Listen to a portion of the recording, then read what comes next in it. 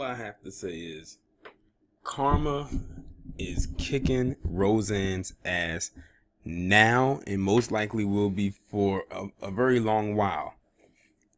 Now, a lot of people have been saying that, oh, Roseanne doesn't have anything to worry about. She's going to get picked back up. Where she goes now, people are going to be like, I don't want to deal with this woman.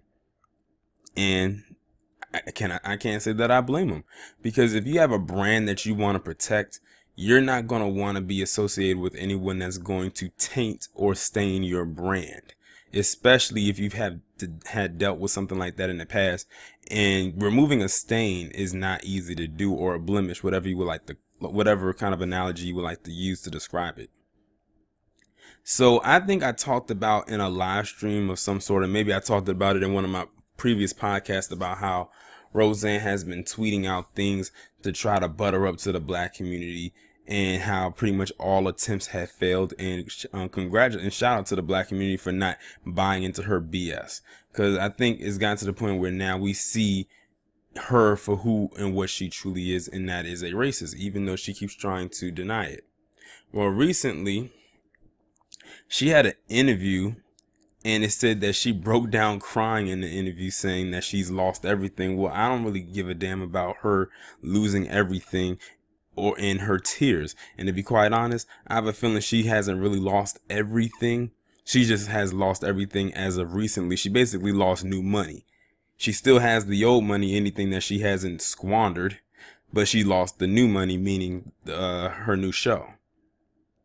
And she has no one to blame but herself when she made those comments last month about Valerie Jarrett. But not just about Valerie Jarrett. And shout out to Harvey Superboy, because he has literally done video after video talking about the racism that has come from this woman over the years.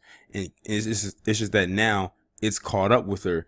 It's just a shame that they didn't catch it sooner. But I'm actually glad they caught it now, because that means she did end up losing a huge part of her livelihood.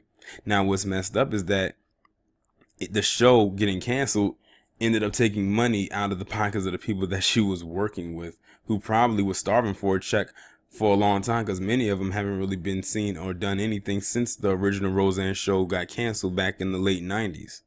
But I'm going to touch on that in a little bit. Roseanne is pulling the typical white woman victimhood thing right now. She feels that if she goes on these interviews and she goes on an apology tour, which I actually talked about, and I knew it was going to happen. It always happens. It's like clockwork, that if she sheds a few tears and, say a few words, to get people to listen to her, that somehow people will come to her aid. But at this point, it's not happening. I think a lot of people are just done with her. They are done with Roseanne Barr. And to show how completely done they are with her, Sarah Gilbert, who played her daughter Darlene on the show, who I think was one of the executive producers of the Roseanne show that they brought back, is now doing a spinoff of the show called The Conners. And guess who's not invited to be a part? Roseanne Barr. Sarah Gilbert was like, you know what? It's messed up what happened, but the show must go on. So you know what we're going to do? We're going to create a spinoff of the show called The Conners, but we're not going to have Roseanne be a part of it. But we'll bring back the other cast members. She just won't be in it. We won't have her do any kind of cameos. We won't have her do any kind of recurring roles. Hell, let's go and take it a step further and not even mention her name in the show. Now she's really lost everything.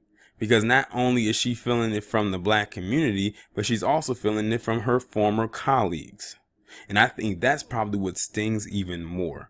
But like I said, she has no one else to blame but herself.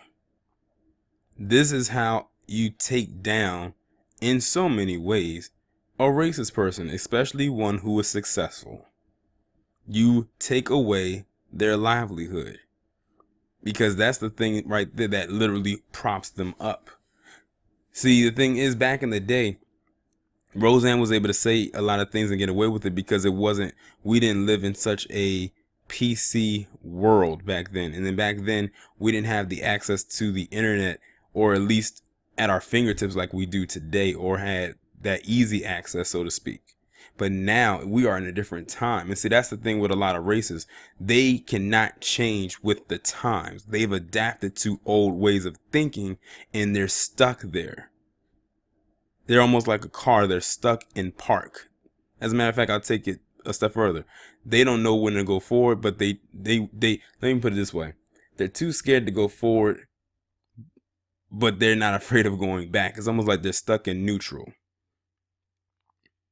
It's like they want to adapt to the new ways of thinking or the new day, but they can't let go of the old way, no matter how hard they try.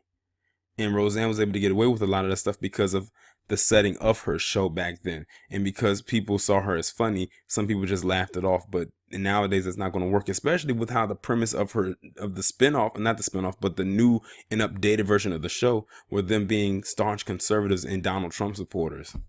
Like, you literally were bringing your real life to the small screen. So it was like, are you playing a character named Roseanne, or are you being yourself as Roseanne? My take on it is that she was doing the latter. She was being herself. She wasn't playing a character. She wasn't acting. She was being her everyday self, pretending to act as a character. Well, like I say in my opioid videos, I feel absolutely nothing for this woman, her tears, her issues, and her money problems. She should have thought about that before she opened up her flat mouth and bad mouth the black community. Now she's feeling the burn. Y'all let me know what you think down in the comments. Like, share, subscribe. I'll talk to you in the next one.